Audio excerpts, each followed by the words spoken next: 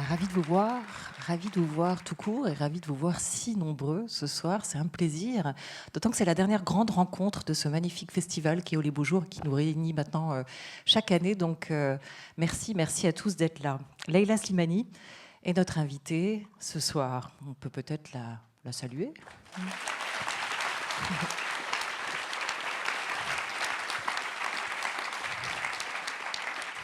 À ses côtés, durant cette rencontre, vous entendrez la comédienne Anna Mouglalis et son éditeur Jean-Marie Laclaftine, éditeur chez Gallimard. C'est assurément l'une des grandes voix de la littérature contemporaine qui est avec nous ce soir et l'une des plus ébouriffantes ou des plus frisonnantes, comment on va dire, hein, prix Goncourt en 2016 pour Chanson douce, son deuxième roman seulement. Ses lecteurs attendent aujourd'hui le troisième tome, troisième volet de sa trilogie Le pays des autres, une histoire de la colonisation française au Maroc, de la décennie qui précède l'indépendance de l'ancien protectorat, et puis de celle qui a suivi majoritairement dans le regard des femmes cette histoire, et de ces deux héros protagonistes, Mathilde, qui est alsacienne et qui épouse Amine, qui devient donc son mari, qui a combattu, lui, dans l'armée française. Donc ensemble, ils vont aller s'installer au Maroc. Qui a lu le début de la trilogie, le premier tome, le deuxième?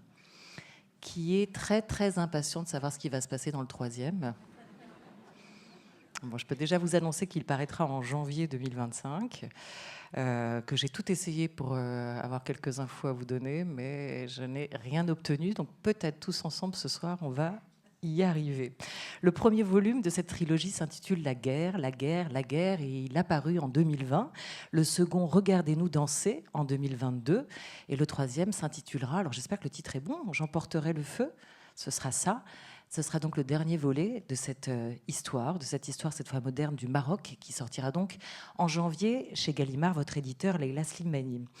C'est le pays des autres, mais c'est souvent le pays des autres quand on y vit, quand on y est. Et ça devient peut-être son pays quand on en est loin. Est-ce que vous avez eu ce sentiment-là, vous, que ce pays était réellement le vôtre quand vous l'avez quitté? Autrement dit, quelle Marocaine êtes-vous aujourd'hui? Bonsoir à tous, bonjour à tous. Je crois que passé 5 heures, on peut dire bonsoir. Bonsoir. Il me semble que c'est une règle que j'avais apprise. Ah, je n'ai jamais eu l'impression qu'un pays était le mien.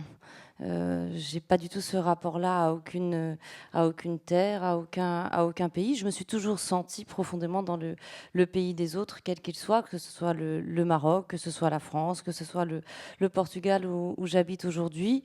C'est ma manière de vivre qui est liée à l'histoire de ma famille, que je raconte de manière romancée, de manière fictionnalisée dans cette trilogie. C'est lié à mon éducation, au fait d'avoir eu une éducation très métissée, d'avoir eu des parents qui se méfiaient aussi de toute forme d'appartenance ou de patriotisme. Je pense que c'est lié aussi à la manière dont je me suis définie comme femme. J'ai toujours eu l'impression aussi, sans doute au Maroc, mais même plus tard, comme femme, de vivre aussi un peu dans le pays des autres ou dans un pays, en tout cas, voilà, dont je ne dominais pas tous les codes. Je crois que c'est aussi le statut de l'immigré. Quand vous changez de pays, ben, vous arrivez quelque part et vous vivez dans le pays des autres. Alors ça ne veut pas dire que les autres sont tenus à distance, ça ne veut pas dire que vous ne vous sentez pas proche d'eux, mais je crois que dans mon travail d'écriture, j'aime ça, j'aime regarder les autres, les observer, ils sont ma matière première, ils sont l'objet d'une fascination continue depuis que je suis toute petite. Moi, j'aime vivre dans le pays des autres. J'ai la chance de pouvoir aimer ça. J'ai la chance de pouvoir aimer être une étrangère. Pour beaucoup de gens, c'est très difficile. C'est une très grande souffrance. Et moi, pour moi, ça ne l'est pas. C'est plutôt une source de plaisir, d'observation et un carburant très important dans mon travail. Étrangère, et il y a aussi ce sentiment d'étrangeté que d'un roman à l'autre, même au-delà du pays des autres, vous explorez réellement dans vos livres, essayez de comprendre. Alors il faut dire étrangeté, altérité, vous arrêteriez sur quel mot? Les deux, l'étrangeté, l'altérité, le mystère. Le monde, les autres restent pour moi extrêmement mystérieux. Et c'est peut-être ce que j'aime le plus dans l'écriture. C'est, je ne sais pas vraiment pourquoi j'écris. Et quand j'écris dans le noir, j'écris dans l'ombre. Je me souviens que ma fille, quand elle était très petite, elle avait très peur du noir. Et quand je me couchais avec elle le soir, je lui disais, bon, la pièce était éclairée, j'éteignais la lumière et je lui apprenais à rester les yeux ouverts dans le noir et à voir d'un coup, au bout d'un moment, on commence à voir les contours des meubles.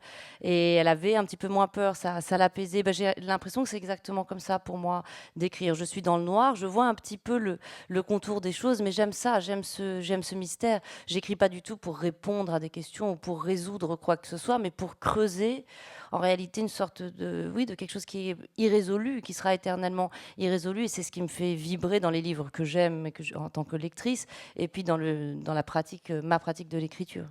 Donc là, on est face à un public dans le noir. On peut imaginer qu'il y a un mystère au milieu de ce public, voire Ah, plusieurs. mais le public est très mystérieux, oui, ça c'est sûr. Vous citez ces mots de Louise Michel dans un autre de vos livres, Le parfum des fleurs la nuit. Je n'ai pas le mal du pays, j'ai le mal des morts. Est-ce que cette phrase, ce ressenti, peut-être ce mal-être que Louise Michel évoque à cet endroit-là, c'est aussi un fil conducteur de cette saga, Le pays des autres. Est-ce que vous les faites revenir, ces morts? Est-ce qu'il y a dans tous ces livres, dans ces romans, pardon, des figures familières qui vont peupler cette fresque?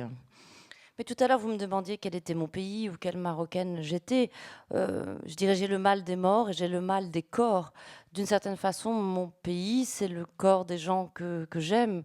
Mes enfants sont mon pays, mon père était mon pays, ma mère l'est aussi. Donc oui, j'ai le mal des morts. Et d'une certaine façon, j'ai voulu écrire cette trilogie pour passer un peu plus de temps avec eux, pour pouvoir prolonger une conversation qui s'est interrompue. Et puis peut-être aussi pour prolonger leur vie, c'était des gens, ma grand-mère qui a inspiré le personnage de Mathilde, mon grand-père qui a inspiré celui d'Amine, ou mes parents dans le deuxième tome, c'est des gens qui aspiraient peut-être aussi à autre chose. Ma grand-mère se rêvait écrivaine, mon père aussi, et j'ai le sentiment que peut-être de leur avoir offert ce prolongement auquel ils avaient aspiré, cette espèce oui, de supplément d'existence, de supplément d'âme, que j'ai toujours ressenti chez eux, ce désir d'autre chose, de plus grand, de plus fort, de plus beau. Inspiré jusqu'où ils vous ont inspiré pour ces personnages de Mathilde, d'Amine et les autres, puisqu'après on entre dans le deuxième tome avec la génération des parents, de vos parents, effectivement. Ils m'ont inspirée d'abord parce que j'ai la chance d'avoir grandi dans une famille où on racontait beaucoup d'histoires et où il y avait un très grand plaisir de raconter des histoires, un plaisir de l'anecdote, et l'anecdote était souvent modifiée, transformée. Ils n'avaient pas de mal à mentir, à en rajouter parce que voilà, pour une bonne histoire, on était prêt à tout. Ma grand-mère était une conteuse assez incroyable. Elle aimait beaucoup parler d'elle, elle aimait beaucoup raconter son passé. Et puis c'était une femme très impressionnante. Elle vivait donc à Meknès, au Maroc, dans une ferme. Elle mesurait 1,80 m, elle avait des yeux verts, elle était blonde. Et puis elle parlait très très bien l'arabe avec un fort accent alsacien. Donc c'était une femme qui impressionnait beaucoup les gens. Elle aimait beaucoup les insultes en arabe en particulier, qu'elle prononçait voilà, avec cet accent très fort. Et puis moi je me souviens d'une fois où elle racontait tellement bien les histoires. J'avais dit à tous mes amis de l'école que ma grand-mère était une conteuse incroyable et ils ont fini par me dire d'amener ma grand-mère à l'école. Donc ma grand-mère est venue, elle a raconté des histoires aux élèves et je me souviens de la façon dont tout le monde l'a regardée, de la fascination qu'elle a exercée sur eux. Et j'étais extrêmement fière d'elle et je rêvais en fait d'être un jour à sa place. Et elle me disait toujours ça, tu sais, avec une bonne histoire, tu pourras ouvrir n'importe quel coffre-fort. Tu n'as pas besoin d'être forte, tu n'as pas besoin d'être brutale. Il suffit d'avoir une bonne histoire. Et j'ai toujours utiliser les histoires, ça peut vous sortir de plein de situations, de savoir raconter une bonne histoire. Donc inspiré ou une envie, non pas de ressemblance, mais peut-être de fidélité par rapport à ce qu'elle était, que vous avez essayé de reproduire, retransmettre jusque dans sa langue. La manière dont parle Mathilde dans le livre ressemble à cette femme exubérante que vous nous racontez, cette femme qui aussi savait manier les mots, savait raconter réellement. Oui, mais une famille, d'une certaine façon, c'est un langage aussi à l'intérieur d'une. Enfin, j'ai souvent comparé dans ce livre, on pourrait dire que cette famille, elle est comme un pays avec sa capitale qui serait la ferme, avec ses marginaux et ses dominateurs, avec toutes les figures qu'on pourrait imaginer à l'intérieur d'un pays, et avec sa langue. Ils ont leurs propres expressions, ils ont une manière de parler à eux. Et Mathilde, effectivement, elle a un langage tout à fait particulier, puis elle passe d'une langue à une autre, ce qui était le cas de ma famille. Elle passait de l'arabe au français, à l'allemand, avec des accents. Et puis parfois, on ne se rendait même pas compte qu'à l'intérieur d'une même conversation, on pouvait parfois utiliser 2 ou 3 langues. Et vous avez le sentiment d'avoir changé de langue, changé votre écriture entre Chansons douces et Le pays des autres. Est-ce que vous l'avez consciemment recherché? Ça, faudra demander à Jean-Marie, hein, c'est lui qui pourra vous dire. Moi, je sais pas, j'analyse pas du tout mon écriture.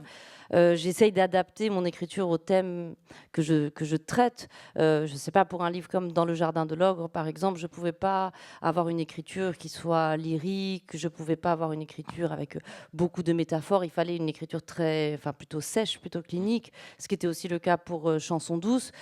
Évidemment, avec un projet plus ample comme Le pays des autres, avec aussi mon envie de parler du Maroc, mais c'est-à-dire de la terre, des paysages, des odeurs, de ce qui est pour moi le Maroc, c'est-à-dire vraiment la couleur du ciel, cette lumière magnifique, les couleurs des vêtements. Ça demandait une écriture totalement différente, avec plus d'adjectifs, avec plus de souffle.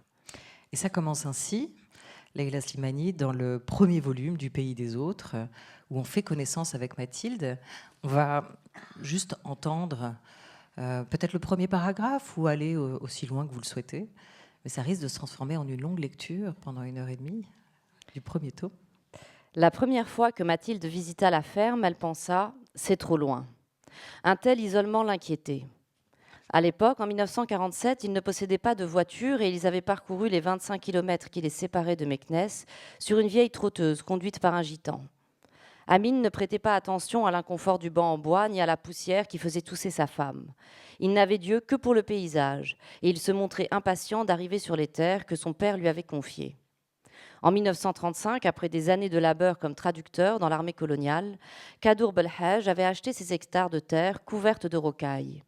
Il avait raconté à son fils son espoir d'en faire une exploitation florissante qui pourrait nourrir des générations d'enfants Belhaj. Amine se souvenait du regard de son père, de sa voix qui ne tremblait pas quand il exposait ses projets pour la ferme.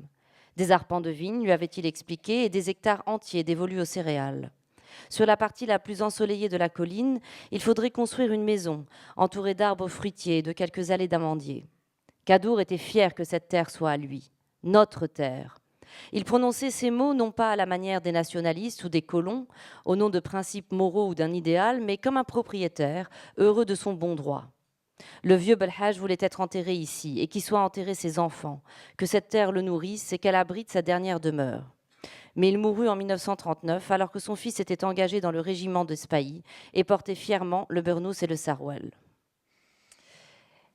Là, donc on est dans la décennie 40 et on va entrer avec, pareil, l'incipit, le début, le premier paragraphe peut-être du deuxième volume, Regardez-nous danser, où l'on va voir que l'on retrouve immédiatement Mathilde. Mathilde était à la fenêtre et observait le jardin. Son jardin, opulent et désordonné, presque vulgaire. Sa vengeance contre l'austérité à laquelle son mari, en tout, la contraignait. Le jour était à peine levé et le soleil, encore timide, perçait à travers les frondaisons. Un jacaranda dont les fleurs mauves n'étaient pas encore écloses. Le vieux saule pleureur et les 2 avocatiers, qui ployaient sous des fruits que personne ne mangeait et qui pourrissaient dans l'herbe. Le jardin n'était jamais aussi beau qu'à cette période de l'année. On était au début du mois d'avril 1968 et Mathilde pensa qu'Amine n'avait pas choisi ce moment par hasard. Les roses qu'elle avait fait venir de Marrakech s'étaient ouvertes quelques jours auparavant et dans le jardin flottait une odeur fraîche et suave. Au pied des arbres s'étendaient des buissons d'agapanthes, de dahlias, des massifs de lavande et de romarin. Mathilde disait que tout poussait ici. Pour les fleurs, cette terre était bénie. On arrive dans ce deuxième tome. Alors, on n'a pas dit que dans le premier, Amine et Mathilde ont eu une enfant, Aïcha, qui est aussi le fruit de ce métissage. Et cette génération-là, d'après, va occuper le deuxième roman, le deuxième livre, avec cette décennie des années 60. On n'est pas tout à fait égaux devant le passage du temps. Et vous le racontez bien dès l'ouverture de ce deuxième volume, avec la description physique de Mathilde et Amine, l'un ayant, en tout cas dans vos mots, vieilli plus facilement, ou en tout cas dans le regard de Mathilde, Amine a mieux vieilli que elle ne l'aurait. C'est aussi ce que cette terre, ce pays, ce ciel fait aux hommes et fait aux femmes. La damnation de ce mot, métissage, inscrivons-la en énorme sur la page. C'est en ouverture du premier tome, les mots du poète Édouard Glissant que vous avez choisi et qui donne le ton de cette série de greffes qui ne prendra pas dans le premier volume. Est-ce que le troisième volume que vous venez d'achever va nous ramener complètement la lumière? Est-ce qu'il va réhabiliter ce mot de métissage? Eh bien, pas du tout.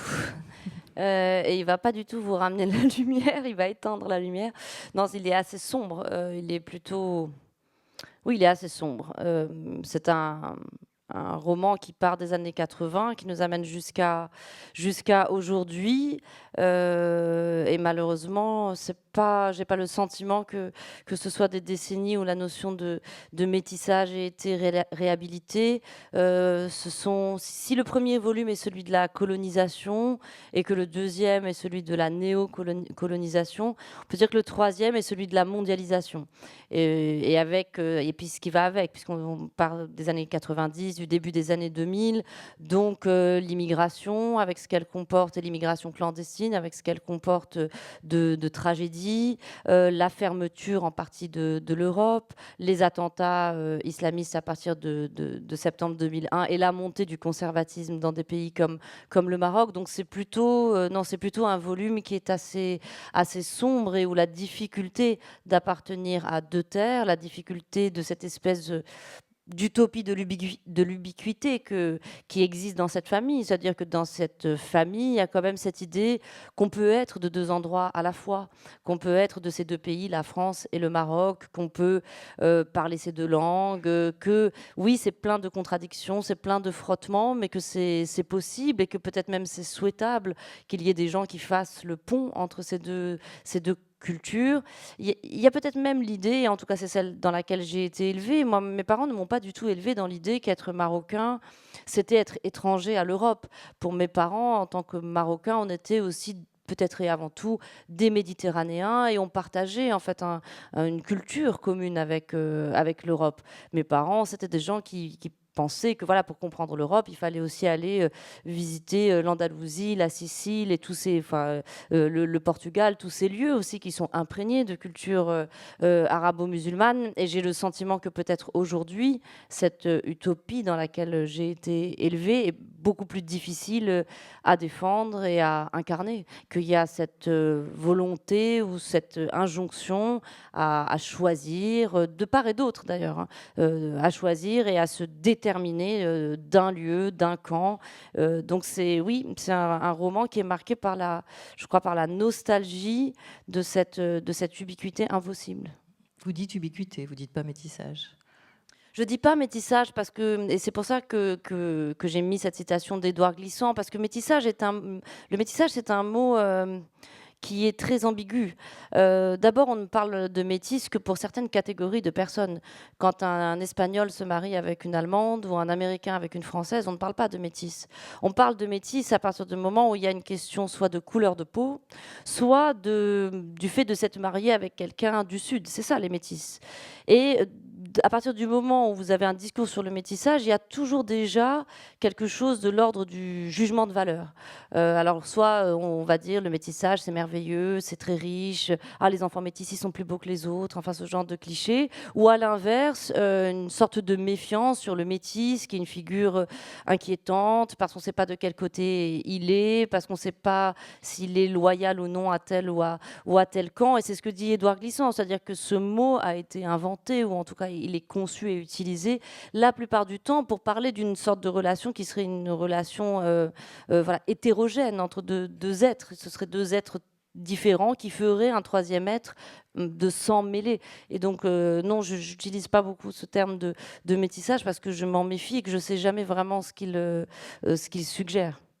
D'ailleurs, c'est étonnant, souvent parmi les attaques que vous avez pu recevoir, les jalousies, les médisances, c'est ce mot de déloyauté qui revenait, comme si vous n'aviez pas été fidèle à votre camp. Mais à quel camp quand on appartient à deux camps, voire à beaucoup plus? C'est justement c'est la question hein, aussi. Oui, c'est une équation impossible, mais en fait, ça en dit beaucoup plus sur eux que sur moi. Ça en dit beaucoup sur oui, effectivement, ce désir des gens de vous ramener à eux, de vous utiliser pour être le porte-parole ou le porte-voix de je ne sais quelle cause. Et moi, je me suis toujours refusée à ça. Et au contraire, je crois que c'est pour ça que j'ai eu envie de devenir romancière, de devenir écrivain, parce que c'est une place à partir de laquelle vous pouvez faire de cette déloyauté ou même d'une certaine forme de trahison, vous pouvez en faire un carburant, vous pouvez en faire quelque chose. Quand j'écris, il y a une part de moi qui écrit aussi contre.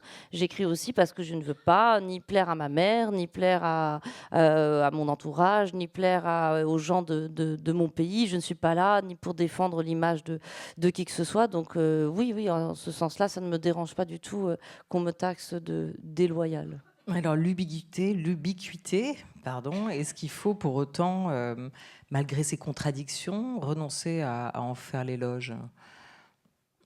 Non, il ne faut pas renoncer à en faire l'éloge. D'ailleurs, je ne crois pas que que je le fasse. Je renonce pas à en faire l'éloge, mais j'essaye d'en dire les difficultés, à la fois l'émerveillement que ça peut susciter, et qui est le mien. Souvent, moi, je trouve ça merveilleux de pouvoir vivre à plusieurs endroits en même temps, et j'essaye dans mes livres de raconter ça, mais je ne suis pas naïve non plus, et je crois que la littérature, elle n'est pas là pour... Enfin, c'est pas une histoire de bons sentiments ou de naïveté, il s'agit aussi de raconter les difficultés, et puis l'évolution dans le temps. Je crois que la façon dont ma mère, par exemple, ou la génération de ma mère a pu vivre cette ubiquité n'est pas la même que la mienne, et n'est encore pas la même que la génération de ma grand-mère ou de Mathilde. Le temps que la comédienne Anna Mouglalis nous rejoigne sur scène pour une première lecture, un extrait de Sexe et mensonges, ce livre enquête que vous avez écrit sur la sexualité, et notamment la sexualité des femmes, et plus largement encore, on va en reparler. Peut-être juste une dernière question sur le genre, sur le choix de cette fresque, de cette saga familiale, qui est un genre assez établi, un genre assez travaillé déjà, en choisissant de vous lancer dans ce compte à rebours contre le temps qui passe. Vous aviez aussi une envie de retourner dans le passé. Je me souviens de Paul Auster qui disait que c'est compliqué d'écrire de la fiction sur le présent, que souvent dans son roman, le retour par l'histoire était nécessaire.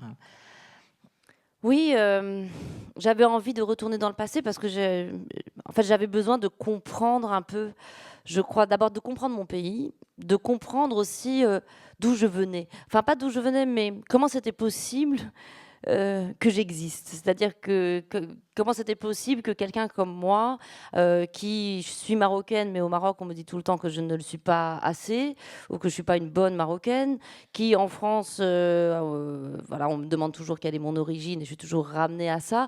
Donc j'avais envie de comprendre comment mes parents, mes grands-parents, voilà, ce qu'ils avaient pu vivre pour qu'on en arrive à ma génération, à notre histoire, à notre position. Et je me suis rendu compte qu'en fait, je savais très peu de choses sur la colonisation, que je savais très peu de choses sur la génération de mon père, son époque d'engagement marxiste. Donc j'ai eu besoin de faire une espèce d'archéologie de mon propre pays, de ma propre famille. Et puis je me souviens aussi qu'il y avait un moment, enfin, c'était aussi une envie de répondre à beaucoup de questions qu'on me posait et qui m'agaçaient énormément. En particulier sur le Maroc. J'avais beaucoup de journalistes qui avaient absolument envie que je leur dise que le Maroc était un pays qui n'évoluait pas. Donc ils me disaient, c'est terrible, hein, la situation des femmes au Maroc, c'est de pire en pire. Mais j'ai là, mais enfin, non, ça peut pas, on peut pas le formuler comme ça, c'est pas de pire en pire.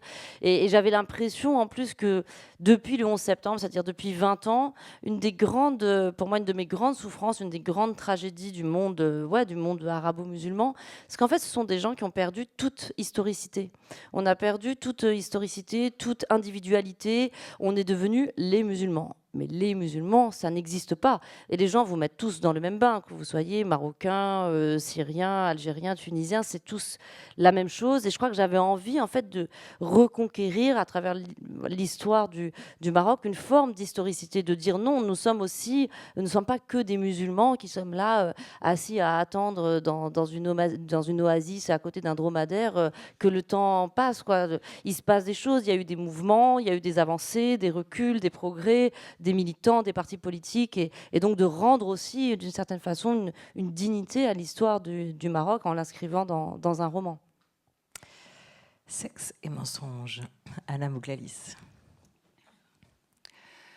Si j'avais été un homme à Beni Mellal. Au début du mois de mars, dans le centre du Maroc, 2 homosexuels ont été sauvagement agressés par un groupe d'hommes. Ils ont été arrêtés par la police, alors que les responsables des violences étaient laissés libres. L'une des victimes a été condamnée à 4 mois de prison ferme. 2 des agresseurs ont été condamnés à 2 mois de prison avec sursis. La 2e victime doit être jugée le 4 avril. On a tous joué un jour à se demander « Qu'aurais-je fait si j'étais né en 1939 à Berlin? Comment aurais-je agi en 1994 à Kigali ?» Moi, je me demande ce que j'aurais fait si, au lieu de naître dans un quartier bourgeois de Rabat, j'étais né homosexuel dans une petite ville, la petite ville de Beni Mellal. Si une nuit, alors que j'étais avec un homme, d'autres hommes étaient entrés. Des hommes qui en voulaient à ma peau, des garçons assoiffés de sang, prêts à me réduire en miettes. Et pendant qu'ils m'auraient frappé, humilié, filmé, insulté pendant ce temps, j'aurais pensé que je n'étais pas seulement victime, mais qu'aux yeux de la loi, j'étais aussi coupable. Et que la police, qui viendrait peut-être arrêter mes bourreaux, m'arrêterait moi aussi, et qu'en riant, sans doute, ils me traîneraient en prison. Et si, au lieu d'avoir des parents qui m'ont appris qu'aucune religion ne justifie la haine, la violence, le lynchage des filles de joie et la mise au banc des mécréants, j'avais été tueur de pédés, père la morale, misogyne sûr de son droit. Si, comme certains de mes concitoyens, j'étais né persuadé qu'il faut enfermer les débauchés, les adultérins, les femmes non mariées et non vierges, et les homosexuels. Si j'avais haï l'Occident, les juifs, les lesbiennes et les femmes libres, si au lieu de naître fille dans une famille où mon corps m'appartenait, où il était acquis que ce corps était digne d'être respecté, d'aimer et de jouir, si au lieu de ça, j'avais dû me cacher pour recevoir un baiser, me cacher pour me débarrasser de l'enfant qui s'était niché, mais dont je ne pouvais assurer l'éducation. Bien sûr, on m'accusera de ne pas aimer mon pays, de ne pas respecter ma religion et mon identité. On me dira qu'on ne transige pas avec la débauche, que le Maroc n'est pas la Suède, et que la condamnation du stupre, de l'amour libre et des relations entre gens de même sexe fait partie de nos fondamentaux. D'autres, depuis leur bureau de faculté française, m'accuseront peut-être de diffuser des clichés orientalistes et de nourrir un discours islamophobe. À cela, je dirais d'aller voir dans les prisons croupir les femmes adultères et les homosexuels dont les peines ne sont pas des fantasmes que j'ai inventés. Je sais à quel point tout cela repose sur des si et de fragiles conditionnels. C'est d'ailleurs le propre de l'arbitraire. J'ai eu beaucoup de chance, et peut-être devrais-je me contenter d'en jouir.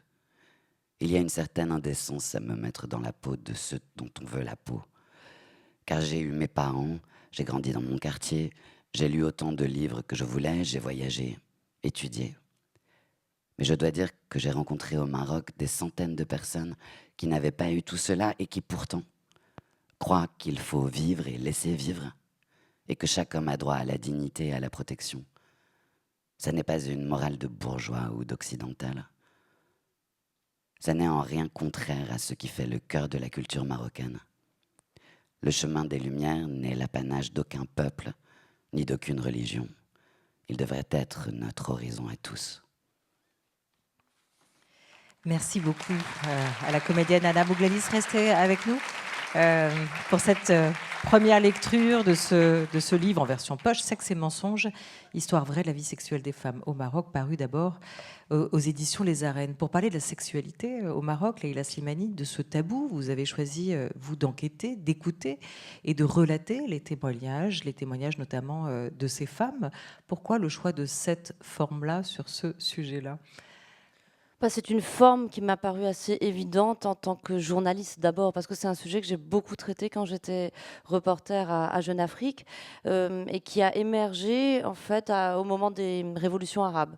J'ai couvert les révolutions en Tunisie et en Égypte. J'ai beaucoup travaillé. Moi, j'étais journaliste spécialisée dans les sujets de société. Je travaillais beaucoup sur la jeunesse, sur l'immigration illégale, sur le chômage, et c'était vraiment très marquant, parce que souvent quand j'interrogeais des jeunes hommes à Alger, à Oran, à Kasserine, à la frontière avec la Tunisie, ou bien en Égypte, alors ils se plaignaient bien sûr du chômage, ils se plaignaient de l'humiliation, ils se plaignaient des difficultés, et souvent ils ajoutaient à la fin de la conversation, quand la confiance était un peu établie, et en plus on peut même pas aimer.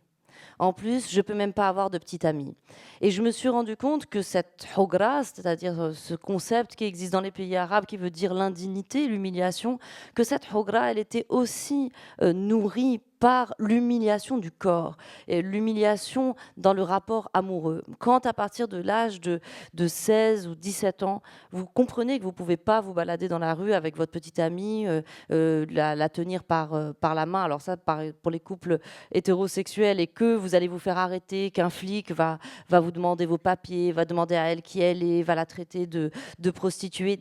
Dès cet instant-là, il y a quelque chose qui commence, on commence à vous casser, à vous briser, à vous humilier, on vous prépare en fait à la domination. Je me suis rendu compte aussi que cette question de la sexualité, et c'est pour ça que j'utilise ces conditionnels, et des droits individuels, était profondément une question sociale, que la très très grande injustice, elle résidait aussi dans le fait que quand on appartenait à un certain milieu, il était beaucoup plus facile d'avorter, il était beaucoup plus facile d'avoir des relations sexuelles hors mariage sans être arrêté, de pratiquer l'adultère parce qu'on a des endroits où se cacher, et qu'en fait, c'était d'abord un outil de domination des classes les plus pauvres, les plus précaires, et que donc à la précarité, à la marginalité, s'ajoutait la possibilité, en particulier pour les femmes ou les homosexuels, ou même la probabilité plutôt, de la violence, de l'agression, et puis de la vie qui bascule, c'est-à-dire que ce sont des gens dont la vie peut basculer en quelques secondes, parce que vous êtes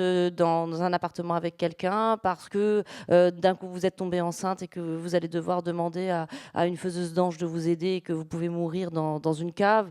Au Maroc, c'est 600 avortements clandestins par jour. 24 bébés abandonnés par semaine. Quand moi j'étais enfant, on savait tous qu'il était courant de trouver des fœtus dans les poubelles. C'est ça la vie des femmes. Donc voilà, et c'est la vie des femmes en particulier qui appartiennent à des milieux plus défavorisés, où elles n'ont pas les moyens de payer des médecins, ou de payer ou d'aller à l'étranger pour se faire avorter.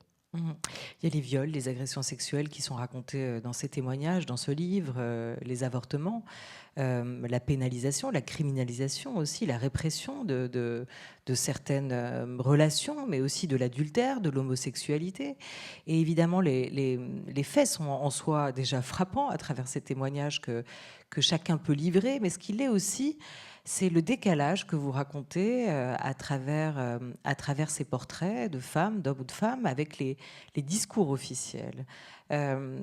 Et c'est dans les discours officiels, mais ces discours-là, ils sont aussi tenus dans la sphère privée, hein, ce que vous montrez bien. Donc il y a une schizophrénie dans tous les espaces en fait de la vie privée, publique, une schizophrénie et des injonctions contradictoires. Et finalement, personne ne sait comment se comporter, comment faire en sorte que ses propres aspirations puissent correspondre à la norme ou à la demande sociale, hein.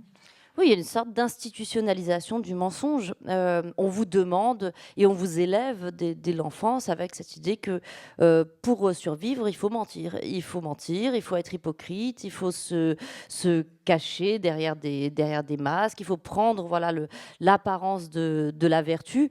Ce qui est très paradoxal et parfois presque tristement amusant, c'est qu'en fait les lois qui existent au Maroc sont absolument inapplicables. Donc comme je disais, les relations sexuelles hors mariage sont interdites. L'âge moyen du mariage au Maroc, il est de 28 ans. Vous imaginez bien que, évidemment, les gens font l'amour voilà, au Maroc comme partout ailleurs.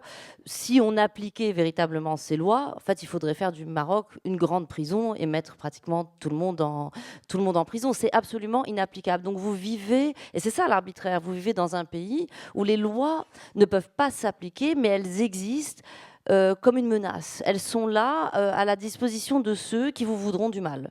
Elles sont là à la disposition du concierge qui trouve que c'est pas normal que vous fassiez monter des hommes chez vous. Elles sont là à la disposition du mari qui est séparé de sa femme avec qui il ne s'entend plus et qui va la piéger pour une histoire d'adultère. Voilà, ils sont là à la disposition de ceux qui vont être dans une optique de vengeance. Donc en fait, vous vivez constamment sous cette menace-là. Alors les gens vont avoir des stratégies, ce qui peut d'ailleurs parfois être très amusant. Je le raconte dans le livre. Par exemple, au Maroc, une des grandes occupations de la jeunesse, c'est de trouver un lieu pour faire l'amour.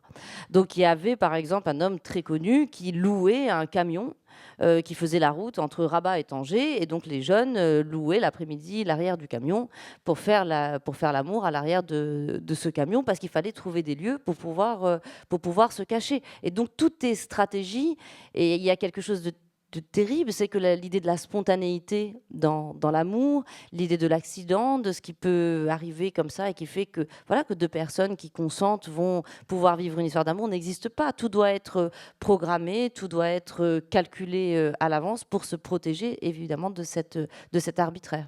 Oui, avec la prise de risque qui va avec. Alors, évidemment, tout ça, toutes ces questions-là, elles travaillent, enfin, elles ne concernent pas que le Maroc, où elles travaillent absolument toutes les sociétés aujourd'hui, et c'est le cas notamment en Europe, en France. Alors, on sait que le mouvement MeToo a démarré médiatiquement, publiquement, plutôt aux États-Unis, mais depuis, il nous a bien rattrapés. Dans ce sillage-là, vous avez, vous, Anna Bouglalis, récemment rédigé, avec la Fondation des femmes et des signataires, d'autres signataires, une tribune dans le monde, une pétition aussi pour réclamer une loi intégrale contre les violences sexuelles et sexistes. Vous vous retrouvez à partager finalement un peu le même combat, mais ce qui est intéressant, c'est que d'un côté, on parle des discriminations ou de la criminalisation du corps des femmes quand on l'évoque ensemble, Leïla Slimani, sur le Maroc, et de l'autre, vous parlez de cette impunité qui continue à grandir en France. Donc on a toujours dans le collimateur des questions que vous poseriez bien peut-être aussi à la justice et à ceux qui font les lois. D'un côté, les lois qui protègent,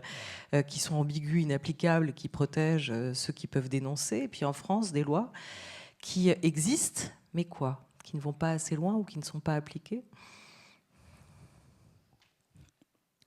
Oui. C'est-à-dire, non, mais la question, c'est dans quelle société est-ce qu'on veut vivre? Maintenant, on ne peut plus dire qu'on ne sait pas. On en parle quand même énormément. On peut identifier des violents, ou en tout cas l'omniprésence de la violence, mais qu'est-ce qu'on en fait? Est-ce que c'est pas dangereux, par exemple, les hommes violents?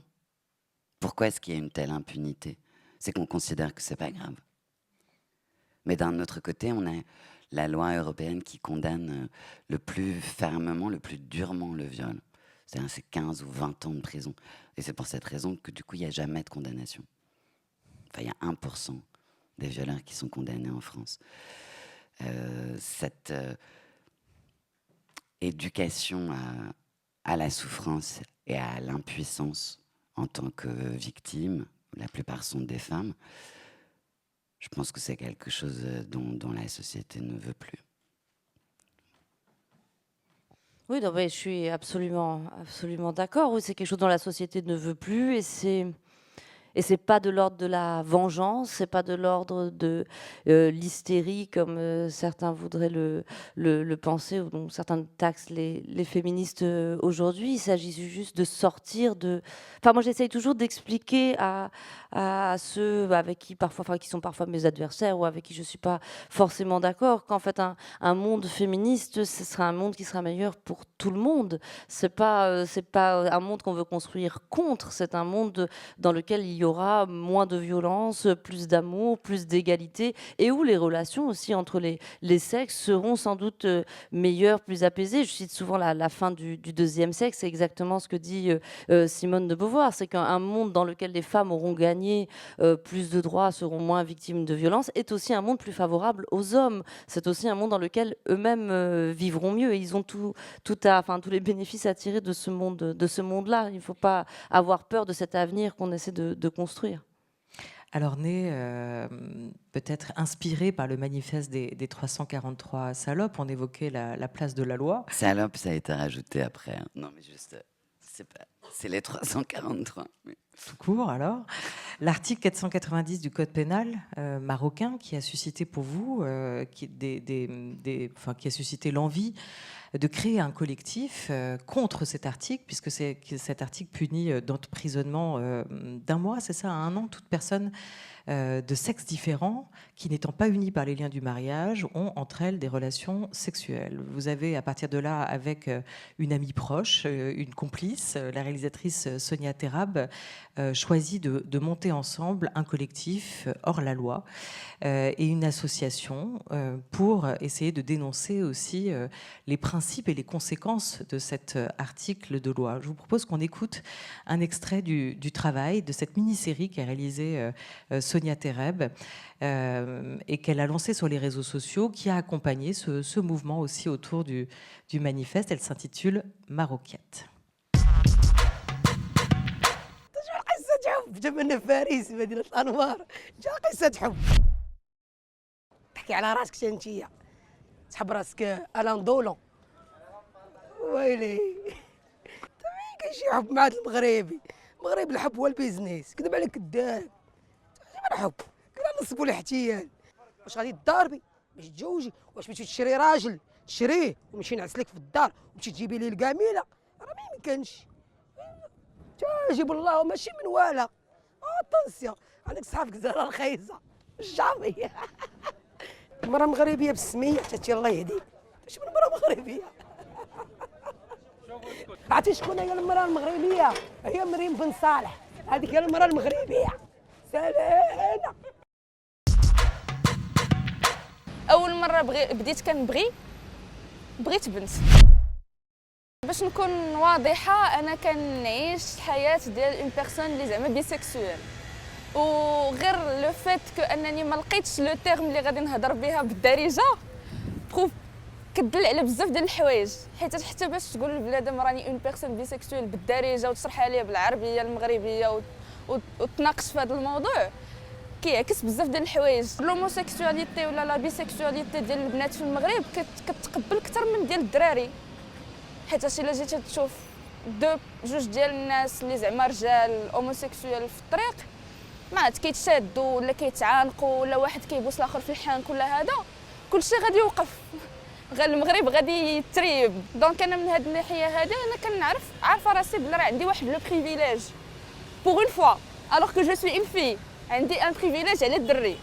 فاش صيفط لك ديك الميساج اول مره كنقول مع راسي واش انا مستعده ندير هذا الشيء هذا، واش مستعده نوري وجهي قدام بنادم ونقول لهم انا كي دايره ساشون لي كونسيكونس اللي كاينين والعواقب الوخيمه اللي يمكن نعاني بها في المغرب. ولكن او فينال قلت مع راسي طوطا ضروري شي واحد يدير هذا الشيء. و بوتيتر كو باغمي هاد لي سبيكتاتور اللي غادي يشوفوا هاد لو بروجي ديالك غادي تكون شي وحده اللي نفس الوضعيه ديالي ولكن ما عارفاش راسها اش غدير.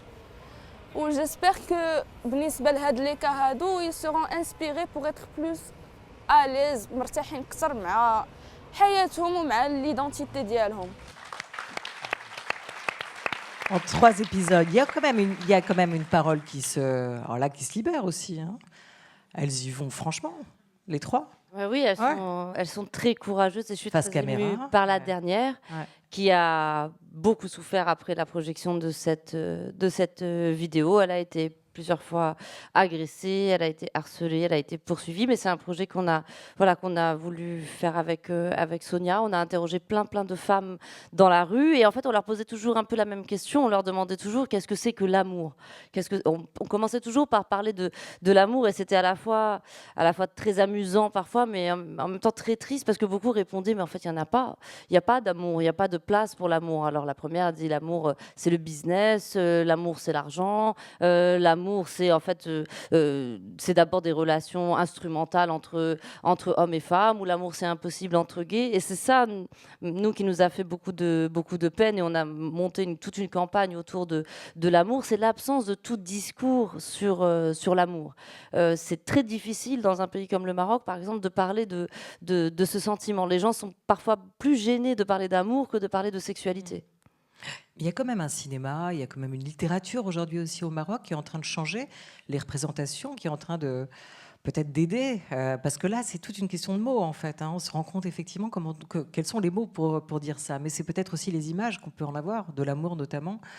Non, mais il y a une nouvelle génération extraordinaire. Moi, je suis très, très heureuse de les voir, parfois de les aider quand je peux. Une génération de BDistes, de journalistes aussi, de journalistes engagés, de gens qui font des choses sur Internet, effectivement de cinéastes, de romanciers, en particulier de femmes, beaucoup de jeunes femmes aujourd'hui qui essayent par l'art et par la création de dénoncer l'hypocrisie de cette société. Et puis le Maroc est un pays où aujourd'hui, heureusement, le débat public existe. C'est-à-dire qu'on n'est pas d'accord, mais on arrive quand même à construire un débat, on arrive à se retrouver sur des plateaux avec des gens qui sont extrêmement conservateurs, qui sont non seulement parfois pour le maintien de ces lois, mais pour même aller plus loin. Et moi, je peux me retrouver en face ou Sonia, et on arrive à discuter.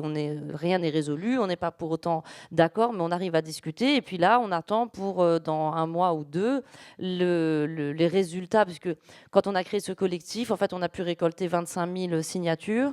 Et dans la constitution marocaine, quand on récolte 25 000 signatures sur une tribune d'ordre politique, on peut déposer un projet de modification de la loi, ce que nous avons fait. Donc on attend, là, dans les 2 mois, de voir si on aura été écouté. Mais en tout cas, tout le monde a été consulté. Toutes les associations féministes qui s'occupent des filles mères, qui s'occupent des femmes mises en prison pour adultère, des travailleuses du sexe, de différentes catégories marginalisées de la population. Donc il est possible que dans 2 mois, nous ayons de très bonnes nouvelles, j'espère. L'image de la femme, la première qui parle, pardon, dans Maroukiat, j'ai pas retenu son prénom. Vous peut-être, si, je sais plus non plus. Mais elle parle de ça, la femme marocaine. Qu'est-ce que c'est la femme marocaine ? Et c'est vrai que c'est une assez bonne question sur quoi ça repose. Et je trouve que cette question, elle est d'autant plus intéressante qu'aujourd'hui, en tout cas en France, par exemple, on ne se demande plus qu'est-ce qu'une femme française. On en est à se demander qu'est-ce qu'une femme, ou qu'est-ce que la féminité, qu'est-ce que la masculinité. On a été aussi quand même traversé par cette question des genres. Là, sacrée question en fait. Ce serait quoi la femme marocaine ? Vous savez, quand il y a eu ce film dont vous avez peut-être entendu parler, qui s'appelle Much Loved, qui était ce film de Nabil Ayouch sur le milieu de la nuit à Marrakech et sur l'amitié entre 3 femmes prostituées à Marrakech, le film a été interdit au Maroc et ça a été un très grand scandale. Et le communiqué, je me souviens du ministère, était: ce film porte atteinte à l'image de la femme marocaine. Alors, je ne sais pas ce que c'est une sorte de licorne, hein, la femme marocaine, elle n'existe pas, mais il ne faut pas porter atteinte à la femme marocaine. Elle n'existe que dans l'esprit de ceux qui la fantasment. Donc, ce serait une femme, je suppose, vertueuse et docile et agréable, et qui écoute religieusement son père, son frère, son mari, puis plus tard son fils, qui ne déplaît jamais à personne. C'est l'ange du foyer de Virginia Woolf, c'est ça, la femme marocaine. Mais c'est un fantasme, c'est le fantasme de ceux qui veulent la dominer. Mais en fait, et c'est d'ailleurs moi quelque chose que j'essaye de défendre dans mon travail et que j'ai essayé de montrer dans le pays des autres. C'est que moi, j'ai d'une certaine façon été souvent très blessée du fait qu'on me refuse une forme de marocanité du fait de mon éducation, mon mode de vie, du fait de ce que je défends, en me disant mais ce que tu défends c'est pas marocain, mais de dire qu'en fait ça n'existe pas. Il n'y a pas des gens qui sont plus marocains que d'autres. Qu'en fait c'est un pays très divers où on peut être marocain de différentes manières. On peut être voilé, pas voilé, on peut défendre telle vision du monde ou telle autre. Qu'il n'y a pas une façon, en tout cas, d'être marocain qui vaudrait, voilà, que vous receviez une forme de gratification, que vous soyez, voilà, reconnue en tant que la femme marocaine. Elle peut être libre, elle peut être déplaisante, elle peut être lesbienne, elle peut être marginale, elle peut être ce qu'elle veut. Oui, pour le diplôme de la femme marocaine, c'est pas tout de suite. Ah, ça sera pas pour moi en tout cas. Non, Non, vous avez loupé l'examen. D'ailleurs, je l'ai jamais demandé et ça m'intéresse pas. Le parfum des fleurs la nuit. Alors on va raconter cette aventure et on va écouter Anna Bouglalis ensuite. Le livre apparu chez Stock en 2021. Il est aujourd'hui disponible en folio. Le parfum des fleurs, c'est une nuit blanche que vous avez passée à la Pointe de la Douane, à Venise, dans la collection d'art de la Fondation Pinault. Enfermé dans un musée pendant une nuit, à regarder les tableaux, les œuvres qui sont là, et puis à sentir un parfum qui est pénétré les narines. On vous écoute. Un de mes amis, un écrivain très demandé, m'a avoué qu'il n'avait jamais été aussi heureux que le jour où, d'épuisement, il s'est fracturé la jambe.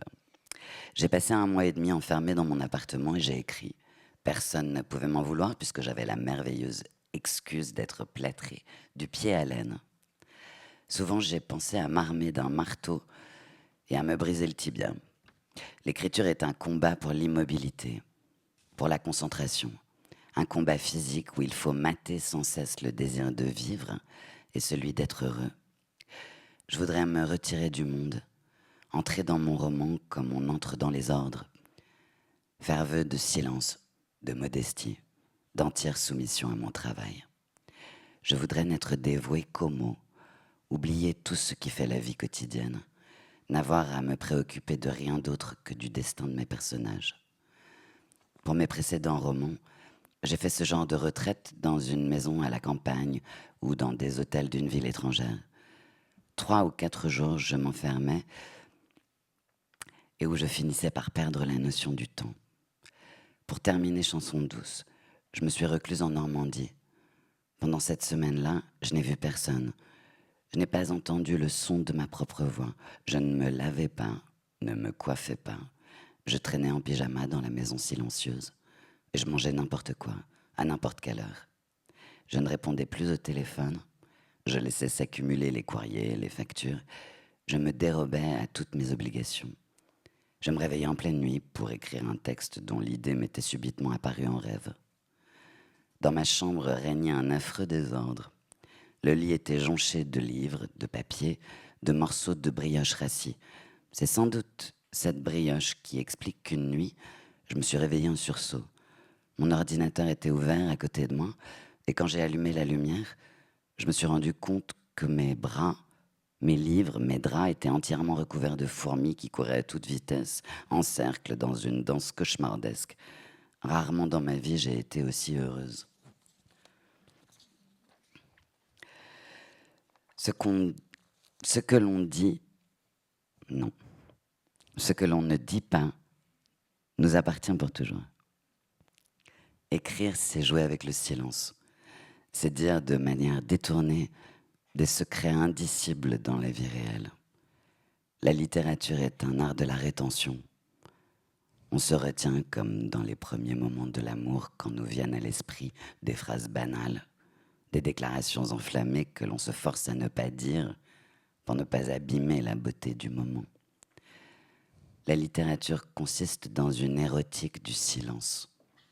Ce qui compte, c'est ce qu'on ne dit pas. En vérité, c'est peut-être notre époque, et pas seulement mon métier d'écrivain, qui me pousse à désirer la solitude et le calme. Je me demande ce qu'aurait pensé Stefan Zweig de cette société obsédée par l'étalage de soi et la mise en scène de son existence. De cette époque où toute prise de position vous expose à la violence et à la haine, où l'artiste se doit d'être en accord avec l'opinion publique, où l'on écrit sous le coup de la pulsion 140 caractères. Dans le monde d'hier, Il dresse un portrait plein d'admiration du poète Rainer Maria Rilke. Il se demande quelle place l'avenir réservera à des écrivains comme celui-là, qui ont fait de la littérature une vocation existentielle. Il écrit « Notre époque n'est-elle pas précisément celle qui ne permet pas le silence, même au plus pur, au plus isolé, ce silence de l'attente, de la maturation, de la méditation et du recueillement. »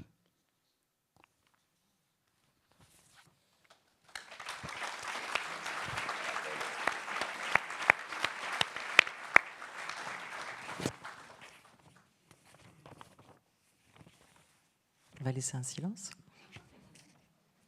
Il y a un silence que vous brisez quand même dans ce livre ou dans ce récit, ou un silence littéraire peut-être, c'est celui qui entourait votre père jusqu'ici. Vous avez assez peu écrit sur lui. Là, vous faites le choix, ou alors peut-être que c'est lui qui a choisi, de le faire entrer au musée, où il est entré à vos côtés. Je ne sais pas comment ça s'est passé. Mais à partir du moment où je suis entrée dans ce musée, donc le principe de cette collection, c'est de passer une nuit dans un musée, donc enfermée dans ce musée. Dès l'instant où je me suis retrouvée dans ce musée, où la lumière s'est éteinte et j'étais dans cette pièce de la Punta de la Dogana avec il y a une sorte de lit de camp qu'on vous installe. Enfin, tout de suite, j'ai pensé à mon père parce que l'enfermement d'abord m'a évoqué mon père et puis parce que je me suis rendu compte que si j'avais accepté ce projet, c'était parce que j'avais envie d'être enfermée. Pour plusieurs raisons. J'avais envie d'être enfermée parce que, en tant qu'écrivain, c'est une sorte de fantasme pour moi, cette idée de pouvoir être enfermée, loin du reste du monde et de pouvoir me consacrer entièrement à l'écriture. Mais c'est aussi un fantasme plus ambigu, qui est celui impossible, mais de me mettre à la place de mon père, qui était un homme enfermé, qui était un homme en cage, à plusieurs aspects, enfin de plusieurs manières. D'abord parce que c'est un homme qui pendant très longtemps n'a pas eu le droit de travailler, donc il est resté pendant toute mon enfance à la maison, toujours assis au même endroit, entouré de livres. Donc il était assis dans un coin d'un fauteuil, et puis il faisait des sortes de murs avec ses livres, et puis au fur et à mesure du temps, voilà, il était comme un maçon qui construisait ces murs derrière lesquels il était enfermé. Alors en même temps, le livre, c'était ce qui lui permettait, je pense, de s'évader. C'était sa survie, mais voilà, c'était vraiment un homme enfermé derrière une sorte de citadelle de livres. Et puis ensuite, il est allé en prison, et j'ai peut-être en moi une sorte de fantasme ou de désir d'essayer de comprendre qu'est-ce que c'est. Qu'est-ce que c'est que l'enfermement?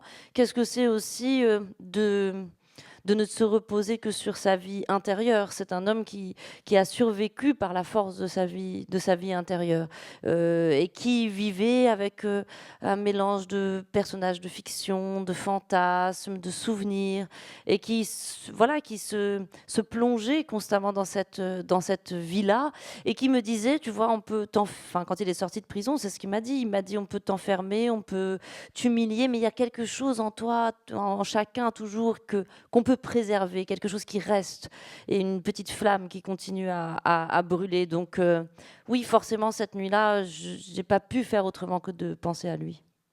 Et vous racontez effectivement cette scène où il s'assit toujours dans le même fauteuil. C'est peut-être pour m'aider à me souvenir qu'il a tenu à avoir toujours la même place, à table ou sur le canapé du salon. Un instinct de patriarche ou de vieil animal dans une savane où tout le monde se moque désormais des lions à la fourrure pelée. Et juste un instant après, quelques lignes plus tard, vous évoquez aussi cette figure du père comme un obstacle. Alors là, c'est la journaliste qui n'a pas éteint son téléphone portable, c'est-à-dire qui n'a pas écouté le message qui était avant et qui vous prie de l'en excuser. C'est une chose faite. Mon père était un obstacle, dites-vous. Mon père était un obstacle à quoi? À l'écriture? C'est pas quelque chose qui est facile à dire ou même à penser ou à s'avouer. Mais parfois, lorsque des personnes qui comptent énormément pour vous et qui ont un ascendant sur vous, dont le regard pèse sur vous, lorsque ces personnes disparaissent, vous ressentez à la fois une immense tristesse et quelque chose de l'ordre du soulagement. Quelque chose se libère en vous, s'émancipe. Mon père était un obstacle d'abord parce qu'il souffrait terriblement et que sa souffrance me me tirer vers elle, parce que voir un homme souffrir autant, le voir agoniser, moi j'ai eu l'impression que mon père a mis très très très très très longtemps à mourir. C'est comme si je l'avais vu mourir vraiment au ralenti. Donc d'une certaine façon, ça m'empêchait d'entrer dans la vie, d'avoir envie, voilà, d'être heureuse, de commencer ma propre vie individuelle. J'étais constamment ramenée vers ça, vers cette injustice dont il était victime. J'étais constamment la fille de mon père. Et puis, je pense que j'aurais eu sans doute beaucoup de mal à écrire ce que j'ai écrit si j'avais pensé qu'il pouvait le lire. Disons que de là où il peut le lire, c'est pas grave parce que je peux pas entendre ses commentaires. Je m'imagine qu'il le lit quand même et qu'il est là, il doit se marrer en se disant eh ben dis donc, de mieux en mieux. Mais voilà. Donc cette idée de pouvoir le choquer de très très loin, ça me plaît. Mais j'aimerais pas vraiment l'entendre en vrai. Donc il est une présence, il est là constamment. Et puis ce qu'il a vécu a été un moteur, un carburant essentiel dans ma décision dans mon choix de devenir écrivain. Mais oui, il était aussi, c'est sûr, il était un obstacle, bien sûr. C'est quoi le carburant? C'est la vengeance, d'abord, le désir d'une certaine façon de venger son nom. Oui, le désir de le réhabiliter, de nous réhabiliter, parce que c'était lui, mais aussi tous ceux qui étaient autour de lui. Et c'est pas une vengeance dans un sens qui serait amer ou celui du ressentiment. C'est-à-dire que souvent, quand j'écris des romans, j'ai envie de rendre justice à mes personnages. Le personnage d'Adèle dans Le Jardin de l'Orgue, le personnage de la nounou dans Chanson douce, sont des personnages qui forcément sont des gens ou des femmes incomprises, qu'on va mettre dans une certaine case. C'est facile de juger une femme comme Adèle, c'est facile de juger une femme, voilà, des gens qui sont jugés comme ça à l'emporte-pièce. Moi, c'est quelque chose qui continue à me déchirer. J'ai toujours l'impression que quoi qu'on dise sur quelqu'un, on est injuste, puisque c'est impossible de saisir la réalité d'une personne. Donc j'ai le sentiment toujours quand j'écris d'écrire d'abord pour rendre justice à quelqu'un, pour essayer d'aller regarder, c'est ce que dit, c'est le titre de Virginia Woolf qui est tellement beau, La traversée des apparences.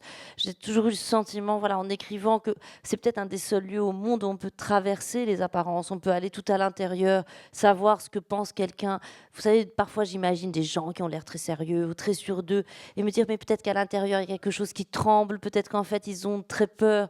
Donc voilà, raconter l'envers des autres, cette chose qui se cache et qu'on n'arrive jamais à saisir, et bien par le langage, parfois on peut y arriver. Vous n'avez pas beaucoup l'air d'écouter les conseils de votre éditeur, hein? Ah si, moi je fais tout ce qu'il me dit. On accueille Jean-Marie Laclaftine. Bonsoir à vous, merci de nous rejoindre. Mais il faut savoir que Jean-Marie ne donne jamais de conseils, hein. Ça, c'est très important à savoir. Donc Jean-Marie, quand vous avez envie d'avoir un conseil, en fait, vous déjeunez avec lui, vous faites un rendez-vous avec lui, et puis il ne dit absolument rien. Vous ne faites que parler. Et puis à la fin, vous dites mais c'est génial, quand même, c'est super. Et puis vous vous rendez compte qu'il vous a rien dit, mais qu'il vous a débloqué. Donc je ne sais pas comment il fait. Voilà, il vous regarde comme ça, et puis ça se débloque tout seul. Il ne donne pas de conseils. Il n'est pas vrai que la première chose que vous ayez conseillé à Leila Slimani, c'était de ne jamais s'intéresser à ce que ces personnages pensent, mais à ce qu'ils font. Oui, c'est vrai. Ça, vous l'avez fait. Donc elle ne vous a pas écouté, on est d'accord. Oui, pour Adèle.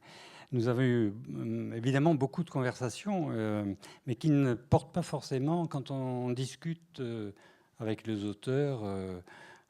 Quand je discute avec Leila, avec Daniel qui est là. Et on a Daniel Pénac au premier rang.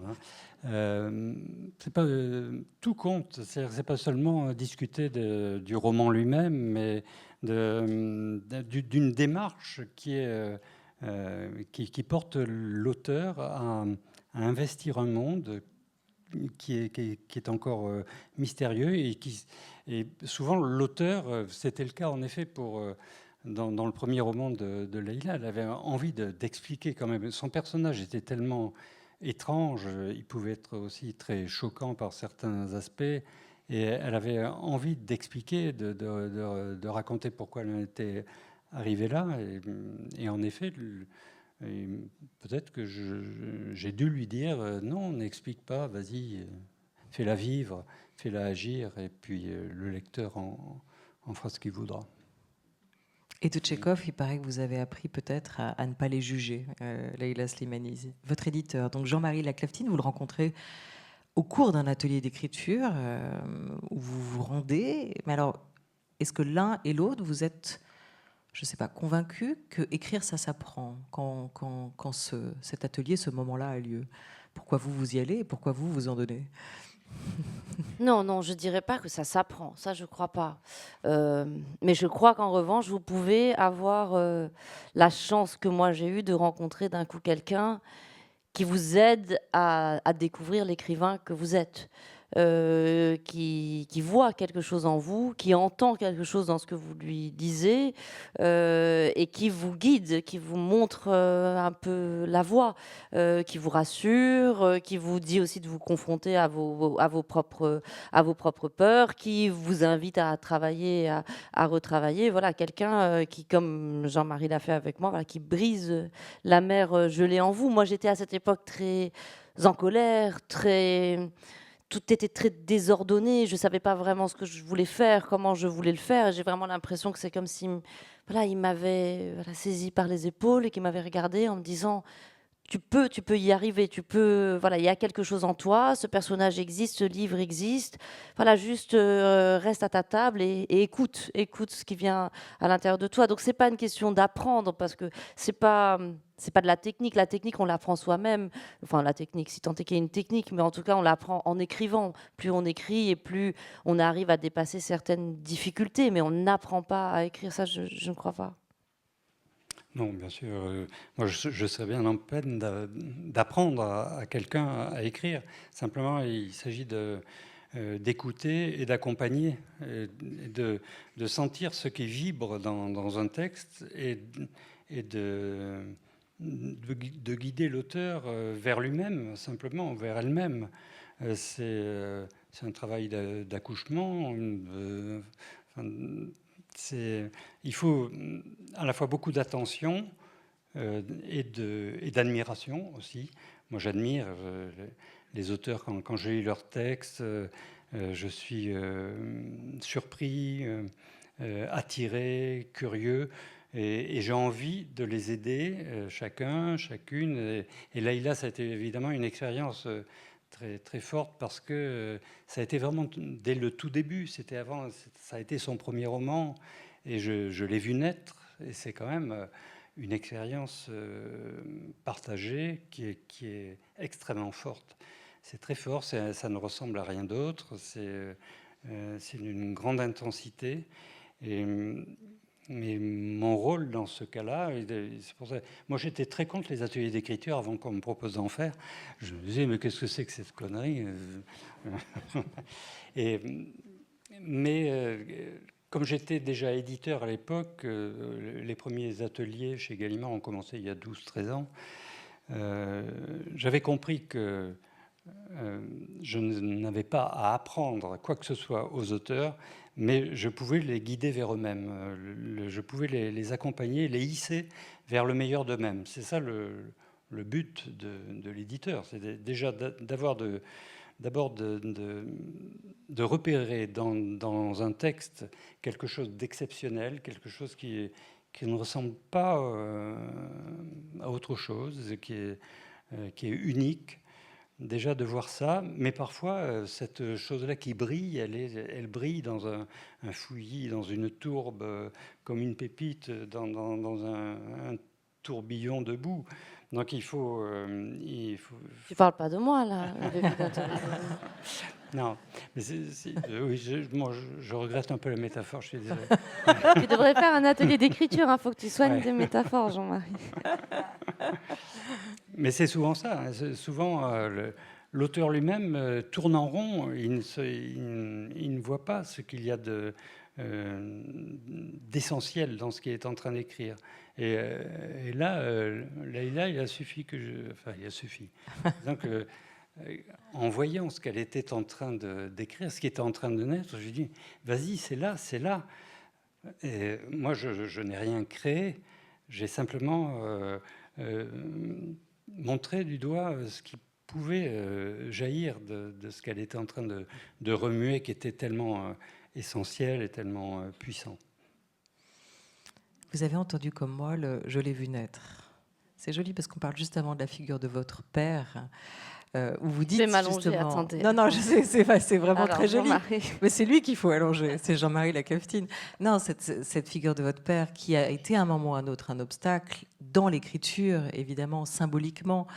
Et là, on a presque l'histoire inverse avec la figure de l'éditeur qui vous dit « je l'ai vu naître ». Vous n'avez pas dit « je l'ai vu naître » comme écrivaine, hein, vous avez dit « je l'ai vu naître ». Donc là, aussi, Oui, c'est vrai. on en a quelques-uns. là. Oui, mais c'est vrai, c'est comme ça que je le ressens, mais ce n'est pas toujours le cas. Je parlais de Daniel tout à l'heure, Daniel Pénac. Lui, je l'ai connu, il était déjà grand. J'ai vu naître, il Vous l'avez était vu déjà naître vieux. aussi. Mais ça fait très longtemps.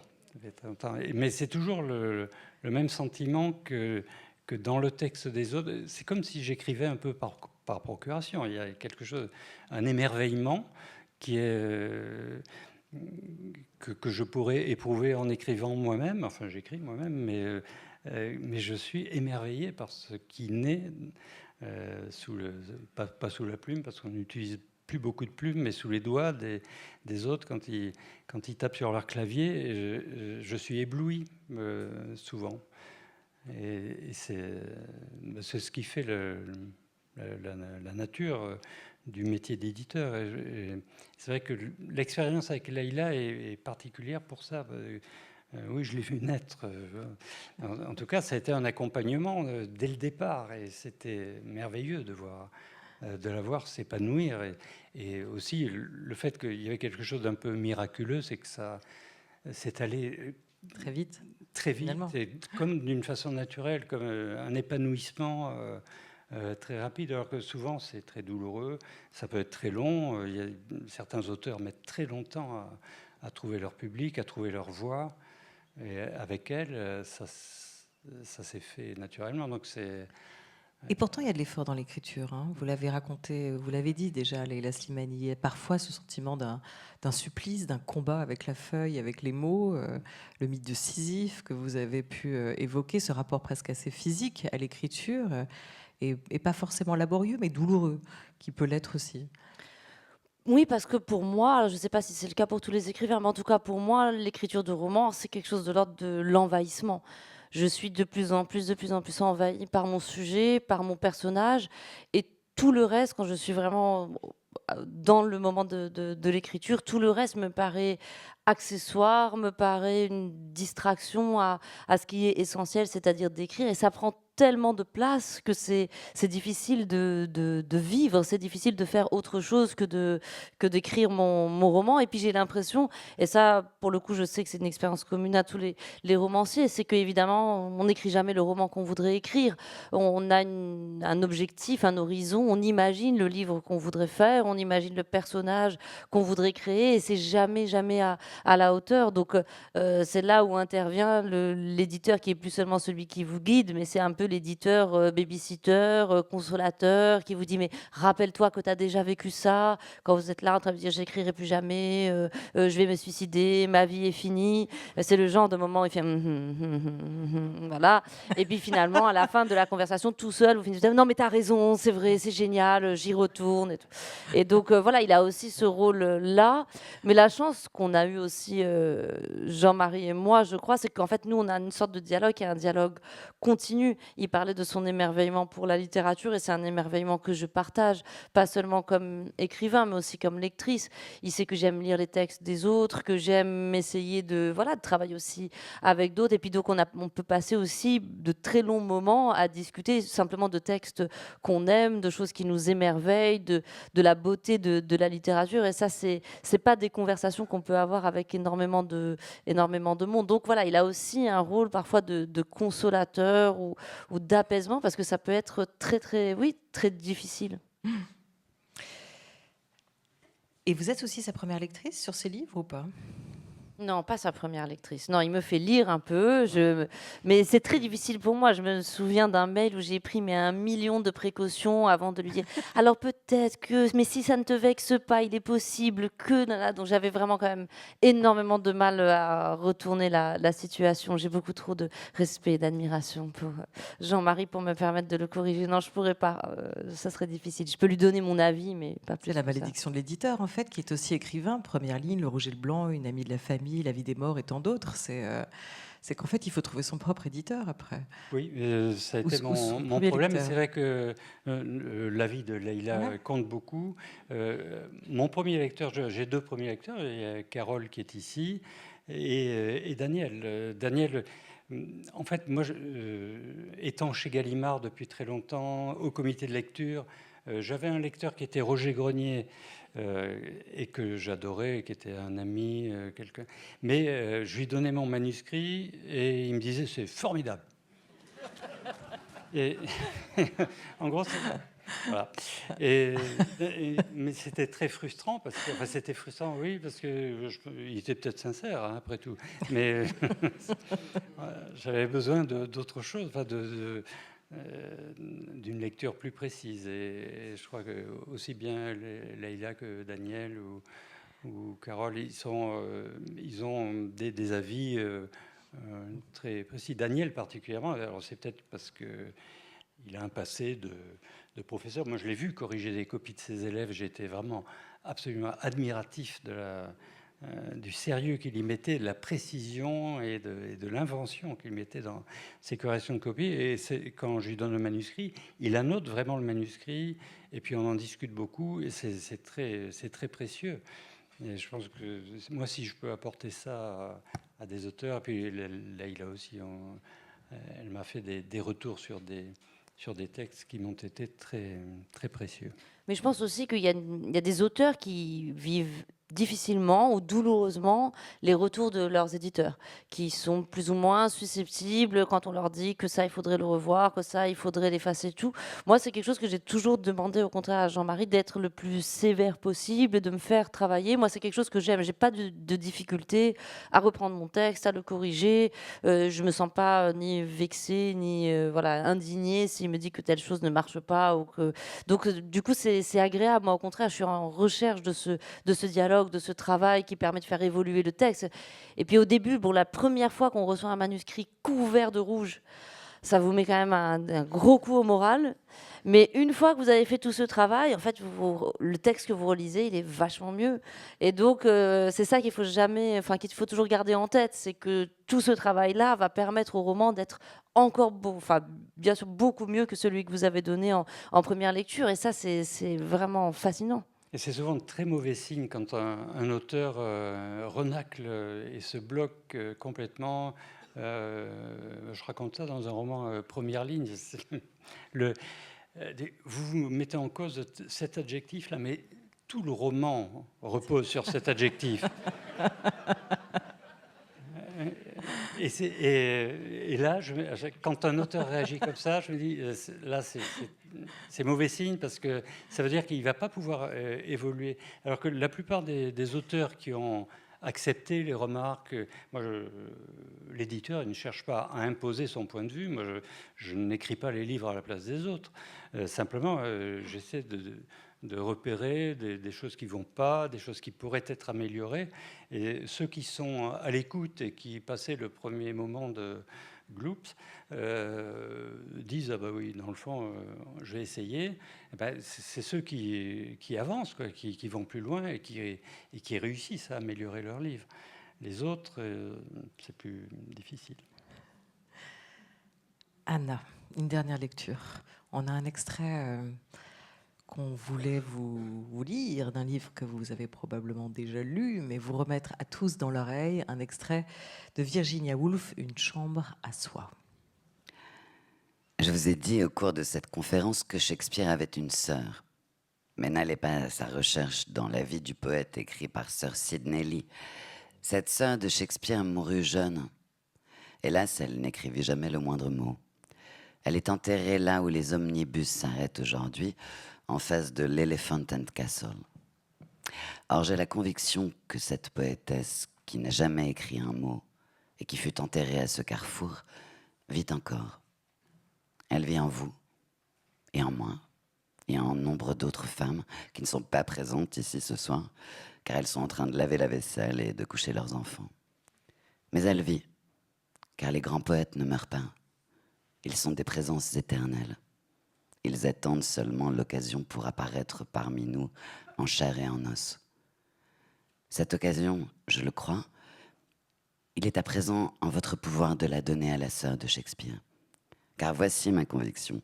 Si nous vivons encore un siècle environ, je parle ici de la vie qui est réelle et non pas de ces petites vies séparées que nous vivons en tant qu'individus, et que nous ayons toutes 500 livres de rente et des chambres qui soient à nous seuls, si nous acquérons l'habitude de la liberté et le courage d'écrire exactement ce que nous pensons, si nous parvenons à échapper un peu au salon commun et à voir les humains non pas seulement dans leurs rapports les uns avec les autres, mais dans leurs relations avec la réalité, et aussi le ciel et les arbres et le reste en fonction de ce qu'ils sont, si nous parvenons à regarder plus loin que le croque-mitaine de Milton, car aucun être humain, si nous ne reculons pas devant le fait, car c'est bien là un fait, qu'il n'y a aucun bras auquel nous accrocher, et que nous marchons seuls, et que nous sommes en relation avec le monde de la réalité, et non seulement avec le monde des hommes et des femmes, alors l'occasion se présentera pour la poétesse morte, qui était la sœur de Shakespeare, de prendre cette forme humaine avec laquelle il lui a si souvent fallu renoncer. Tirant sa vie de la vie des inconnus qui furent ses devancières, ainsi qu'avant elle, elle le fit. Ainsi qu'avant elle, elle le fit, son frère... Oula, j'ai un petit problème. Tirant sa vie de la vie des inconnus qui furent ses devancières, ainsi qu'avant elle, le fit son frère. Il me manquait une... Tout à fait, une virgule. Elle naîtra, enfin. Mais il ne faut pas, car cela ne saurait être, nous attendre à sa venue sans effort, sans préparation de notre part, sans que nous soyons résolus à lui offrir, à sa nouvelle naissance, la possibilité de vivre et d'écrire. Mais je vous assure qu'elle viendrait si nous travaillons pour elle, et que travailler ainsi, même dans la pauvreté et dans l'obscurité, est chose qui vaut la peine. Merci beaucoup Anna Bouglalis pour cette ultime lecture. Leïla Slimani, est-ce que c'est vous la sœur de Shakespeare alors?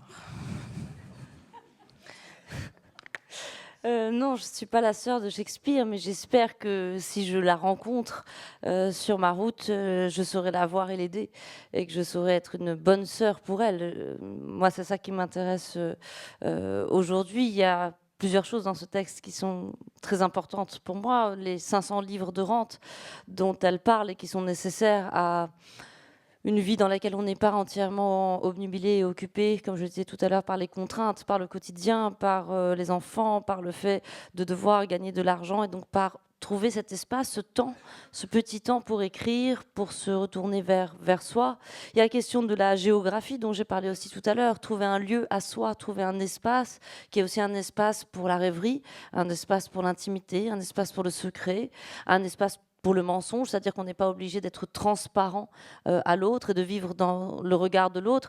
Moi, je me suis souvent rendu compte en discutant avec des jeunes au Maroc, dans un pays où, par exemple, les gens n'ont pas de chambre la plupart du temps. Quand vous vivez dans les milieux les plus défavorisés, dans des pays comme le Maroc, on vit dans des espaces très petits et on vit tous les uns à côté des autres. On n'a pas d'intimité, et en particulier les filles. À la limite, les garçons ont souvent droit, et les aînés, à une chambre, mais les filles vivent constamment sous le regard et sous la surveillance des autres. Or, cette idée de la solitude, d'un moment où personne ne vous regarde et ne vous juge, et à la fin, ça en vaut la peine. Moi, c'est quelque chose que j'ai souvent essayé aussi de transmettre aux jeunes femmes que je rencontrais, et en particulier dans des pays comme le Maroc, où les gens vous disent... Moi, je me souviens très bien d'une jeune fille à la fin d'une conférence. C'était une jeune fille voilée qui est venue voir ma mère et qui lui a dit « Mais quand même, est-ce que vous n'avez pas honte d'avoir une fille comme elle? Ça doit être horrible pour vous d'avoir une fille qui écrit des choses aussi choquantes. » J'ai beaucoup repensé à cette fille et j'essaye de transmettre le fait que oui, c'est vrai que quand vous exprimez ou vous incarnez une certaine liberté, quand vous acceptez le fait de déplaire, quand vous acceptez de dire des choses que les gens n'ont pas envie d'entendre, quand d'un coup vous écrivez pour vous, simplement, bien sûr, vous perdez des choses, vous perdez cette respectabilité ou cet aspect plaisant à laquelle beaucoup de femmes aspirent, mais vous gagnez une liberté qui vaut la peine. Cette liberté, elle va avec parfois une certaine solitude, avec des angoisses, mais cette liberté, vraiment, elle vaut la peine. Et c'est quelque chose que j'essaie le plus possible de transmettre, en particulier aux jeunes femmes qui essayent d'écrire au Maroc ou ailleurs. C'est que ça vaut la peine d'écrire vraiment, vraiment ce qu'on a sur le cœur et de ne pas écrire pour faire juste plaisir ou pour que ça fasse joli, mais que ça vienne de sentiments profonds et que voilà, les femmes et les jeunes filles n'ont pas que des sentiments qui soient jolis.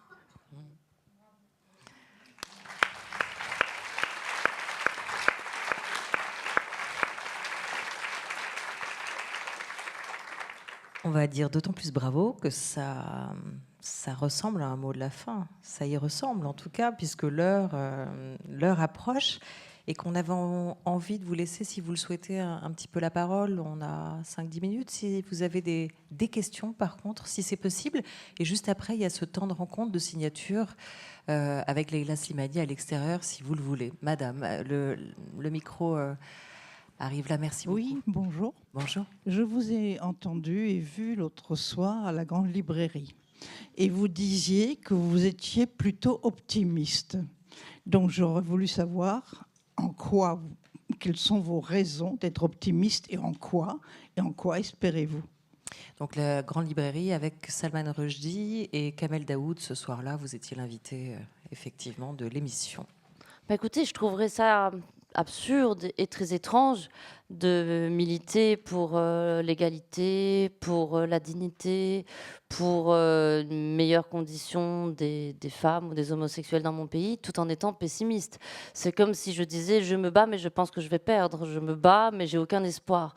L'optimisme, c'est une forme de devoir auquel je m'astreins. Je m'astreins à être optimiste parce que j'ai le sentiment que je le dois à ceux pour qui je combats, c'est-à-dire les hommes et les femmes, pas seulement de mon pays, mais pour cette cause féministe qui est la mienne, pour l'égalité, pour la dignité, pour le respect de la parole des gens. Donc oui, je suis optimiste parce que je ne vois pas comment je pourrais être autre chose qu'optimiste. Et puis quand vous entendez des gens ou des femmes comme les témoignages qu'on a entendus tout à l'heure, moi, je ne sais pas, le courage des gens m'oblige, la souffrance des gens m'oblige, le fait que des gens viennent me voir en me demandant d'être leur voix, de les aider, de faire entendre leur histoire, parce qu'ils disent les gens pensent que c'est pas vrai, mais dites-le qu'on existe. Eh bien oui, ça m'oblige à être optimiste. Vous savez, c'est pas pour rien qu'on appelle les terroristes des terroristes. Ce sont des gens qui veulent vous terroriser et donc vous amenez à penser que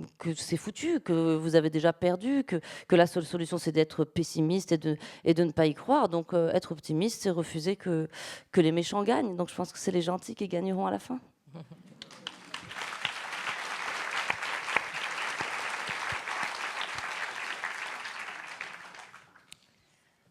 Est-ce qu'il y a une autre question ?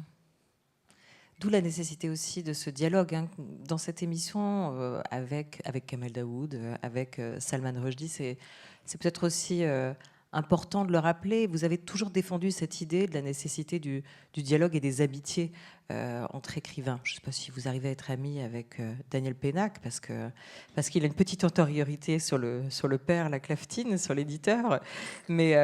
Mais voilà, il y a ce dialogue avec les morts, avec Marguerite Duras, avec Virginia Woolf, avec Simone Weil, avec Zweig, avec Kundera, tous ces écrivains qui vous sont chers. Et puis il y a aussi ce dialogue que vous avez noué avec des écrivains de votre génération et puis du monde entier. Plus de questions ? Eh bien, c'est parfait. Si ? Ah, une deuxième question ? Ah, pardon. Oui, bien sûr, je crois en votre sincérité dans vos combats de femmes, en tant que femme. Mais est-ce que ce n'est pas aussi un peu de la politesse que vous donnez aux autres et que vous ne trouvez pas que dans le monde actuel, merde, il y a tellement de choses sur lesquelles on peut désespérer. Est-ce que vous n'avez jamais ces moments de désespoir? Jamais. Si, mais je trouve que le désespoir, ça s'étale pas, quoi. Enfin, lisez mes livres, hein, vous y trouverez autant de désespoir que vous voulez. Il y a beaucoup de désespoir dans mes romans, mais j'essaye dans la vie d'avoir la politesse de ne pas être trop désespérée.